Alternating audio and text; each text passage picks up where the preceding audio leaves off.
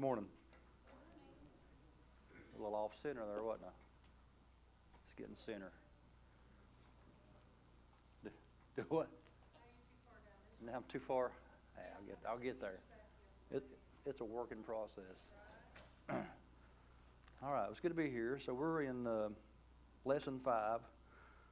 The title of the lesson is Compromising and Wicked Kings. So we left off last week. We were looking at Jehoshaphat, the king there. And I know I told you all, about going back and reading chapters 19 and 20 to get a better picture of who Jehoshaphat was. And he was a king that desired to be a good king, and he was considered a good king, but he had his faults. And his fault was that he was prone to compromise. Apparently, it seemed like he was prone to compromise in his business dealings. So he had compromised with another king to build ships in 2 Chronicles chapter. Let me get the chapter here. Chapter 20, verse 36. But God is going to intervene on him. He's going to stop this. And sometimes God has to do that, doesn't he? We'll get ourselves in a mess, and God has to get us out of it. And he does, and that's what he's going to do for King Jehoshaphat. But again, I encourage you to go back and read those chapters and see kind of who he was. It was, as I thought about the lesson, I think, well, it's kind of sad sometimes because sometimes you're remembered for how you finished rather than how you were. The bigger part of your life. Y'all saw that. We all have. Somebody could live just a perfect life, and then they mess up at the end. What makes the news? Those last few things that they did, and that's kind of how the story ends with Jehoshaphat there in 2 Chronicles. So we'll go on and we'll look at he's going to pass away. He's going to pass off the scene in verse 37. It says, then Eliezer, the son of Dodavah of Mareshah, prophesied against Jehoshaphat, saying, oh, I'm sorry. What chapter? 2 Chronicles, chapter 20. Chapter 20, verse 37. I get going now. Thank y'all for asking. All right. So Eliezer, the son of Dodavah, he of Mareshah, prophesied against Jehoshaphat, saying, because thou hast joined thyself with Ahaziah, the Lord hath broken thy works, and the ships were broken, that they were not able to go to Tarshish. So again, God intervened in this. He stepped in and he ended this deal. And it most likely it was a good lesson learned for Jehoshaphat, that was one of his bigger faults, that he was known to be, he was a compromiser. I don't know how else to say it. He would compromise at the wrong times. But he reigned for 25 years. And again, our lesson talks about how that illustrates that a good king, but he was a good king who compromised with evil leaders. And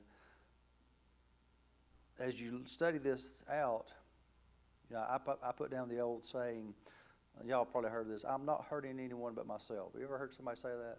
I'm only hurting myself? But that's not true, is it?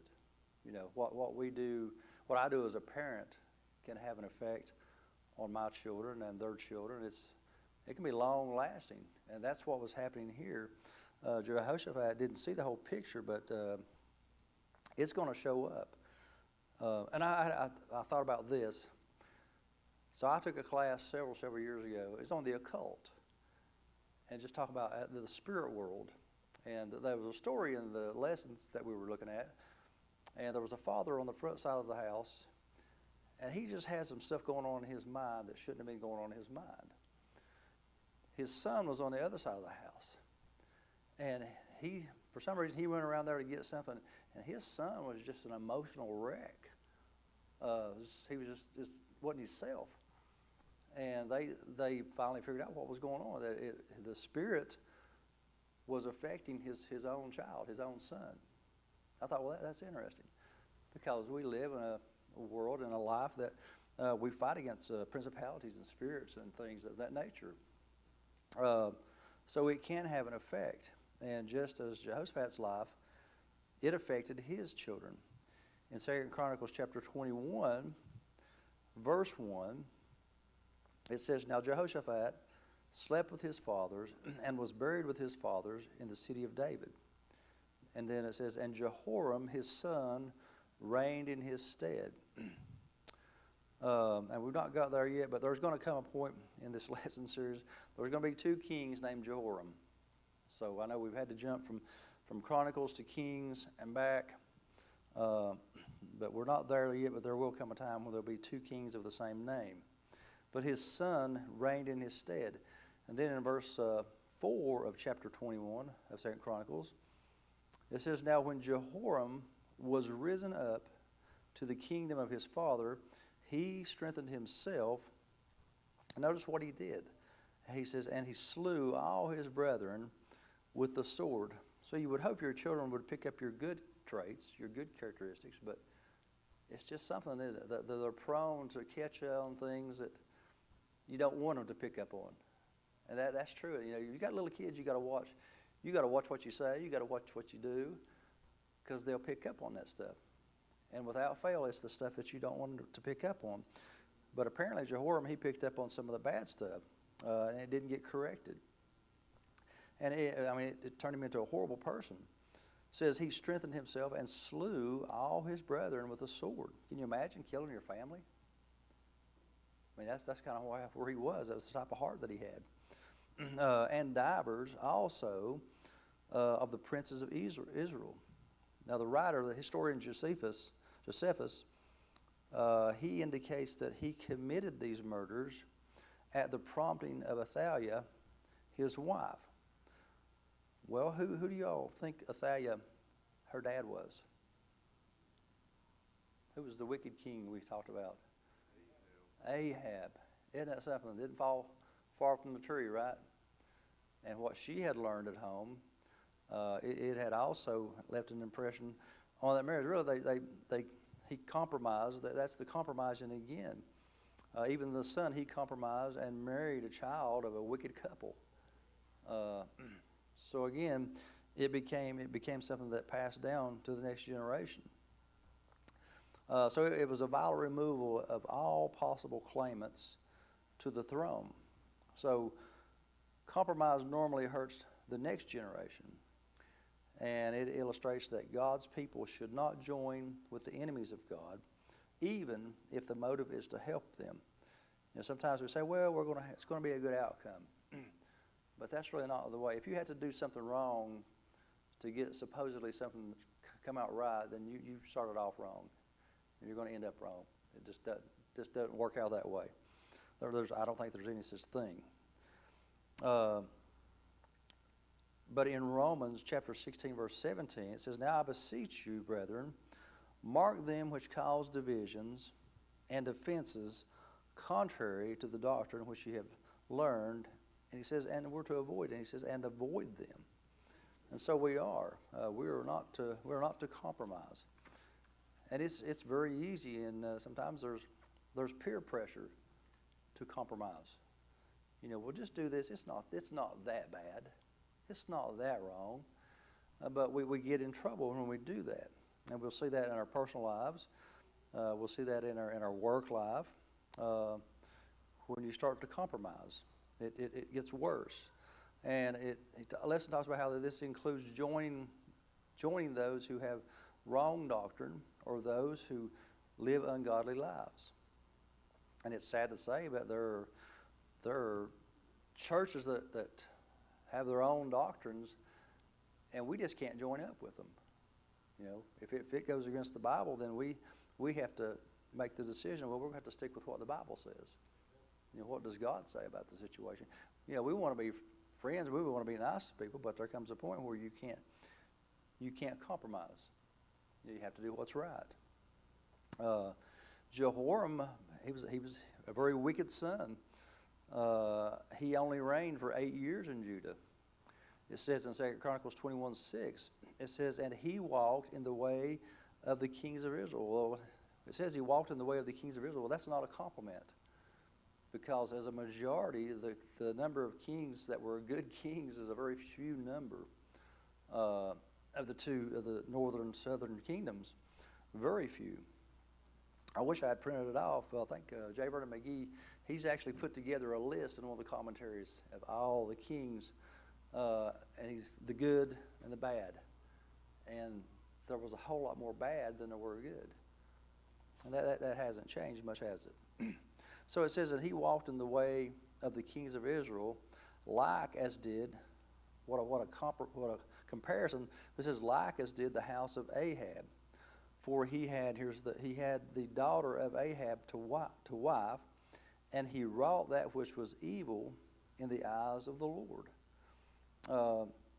And it's interesting here that this phrase, evil in the eyes of the Lord, what it means. I thought this was very interesting. Because sometimes we think we see the whole story, don't we? We think we know all, we know the details.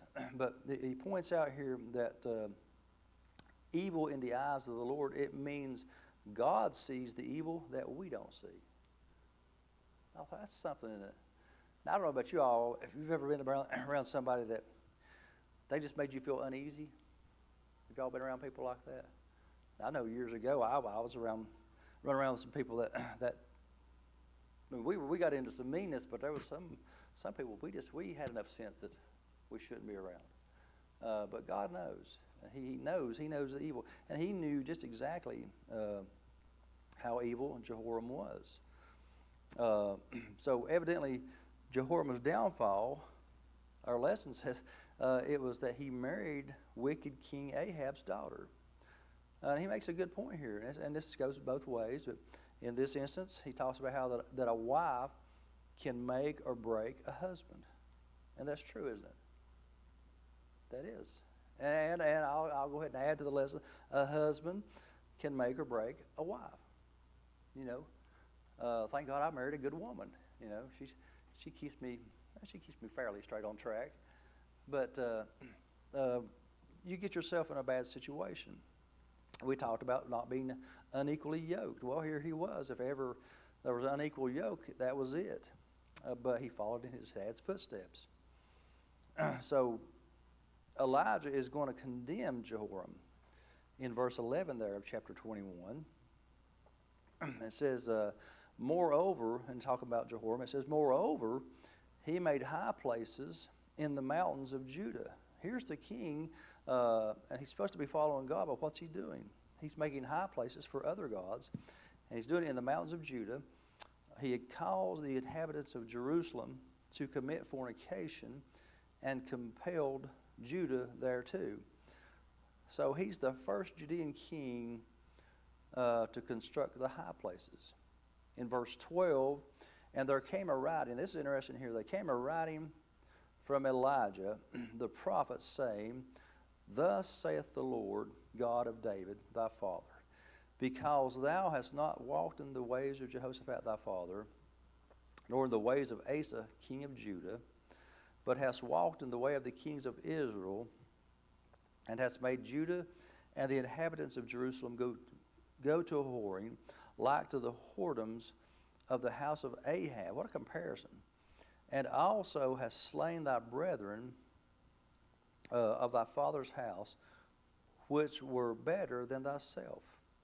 He's saying that your brethren that you killed and had killed, they were more worthy than you.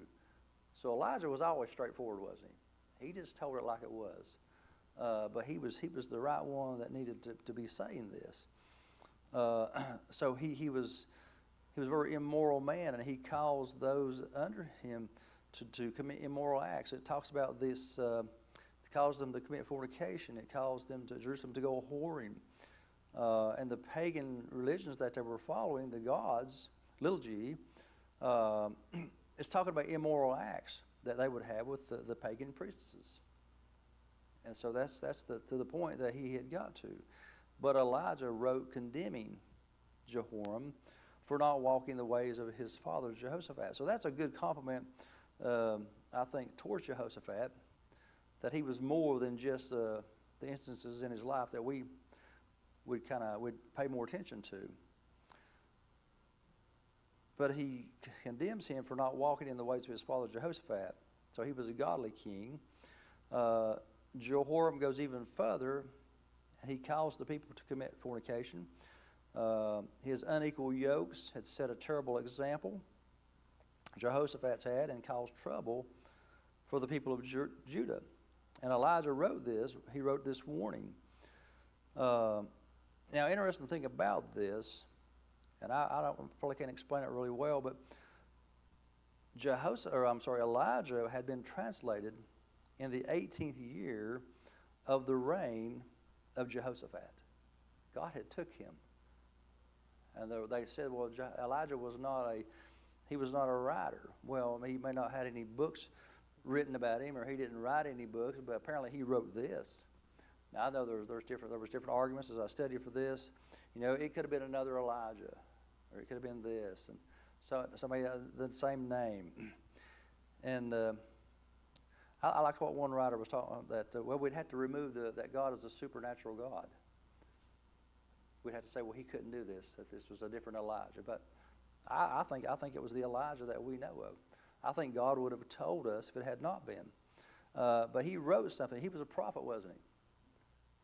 He knew ahead. He knew what was going to happen. And you can find that all throughout Scripture. King Cyrus, how he was talked about even before he was even born, down through the centuries. And we find other places that God knew the future. He knows the beginning to the end. So I believe it's the same Elijah, is my understanding. And he wrote this beforehand. In verse 14, he tells what's going to take place.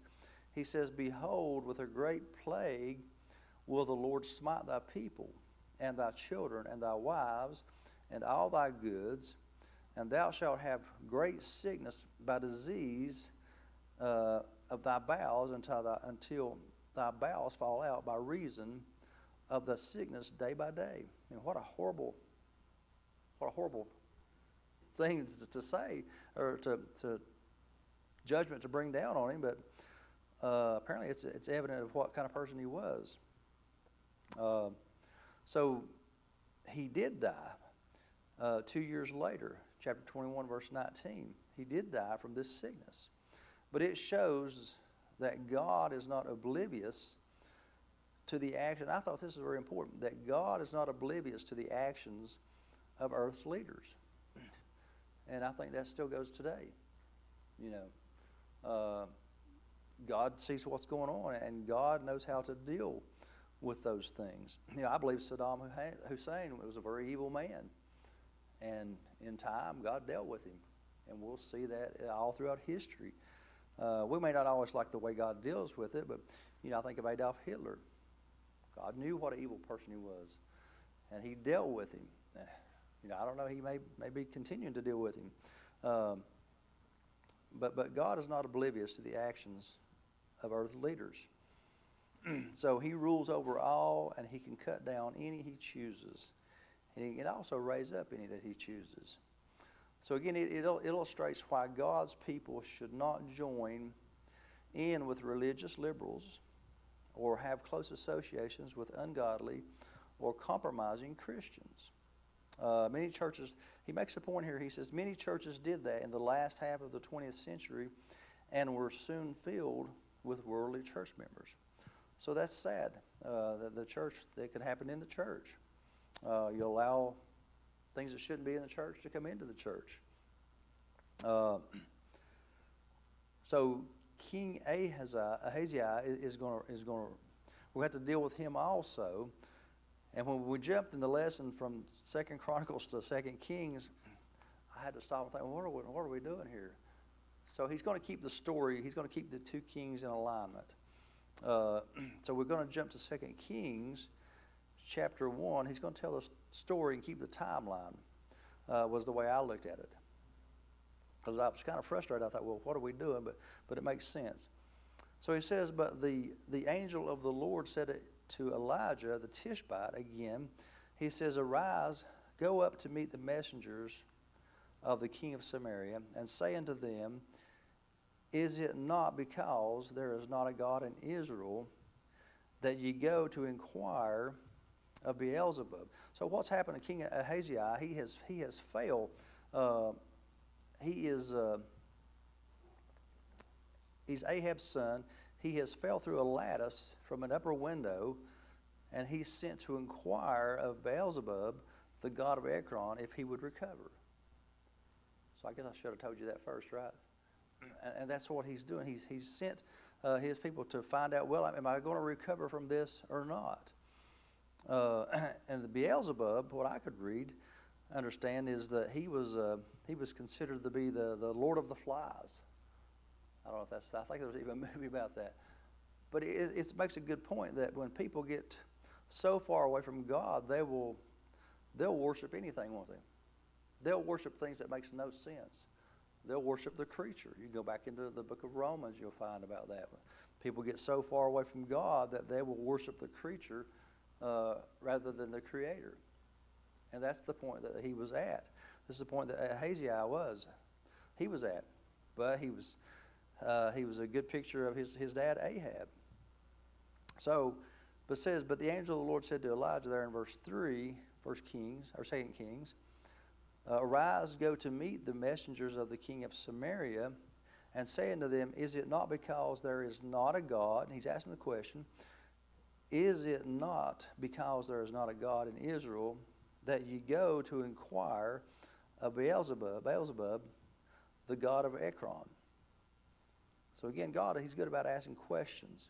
It says, Now therefore, thus saith the Lord, he says, Thou shalt not, he says, his response to Ahaziah, Thou shalt not come down from that bed on which thou art gone up, but shalt surely die. And Elijah departed. So what did he get? Well, he got the result of what a false god could do, was the way I put it. He went to a false god for help, and he got the help that a false god could offer. And rather than go to the true God, and where he could actually get some help, he chose the other route. And he knowingly did this.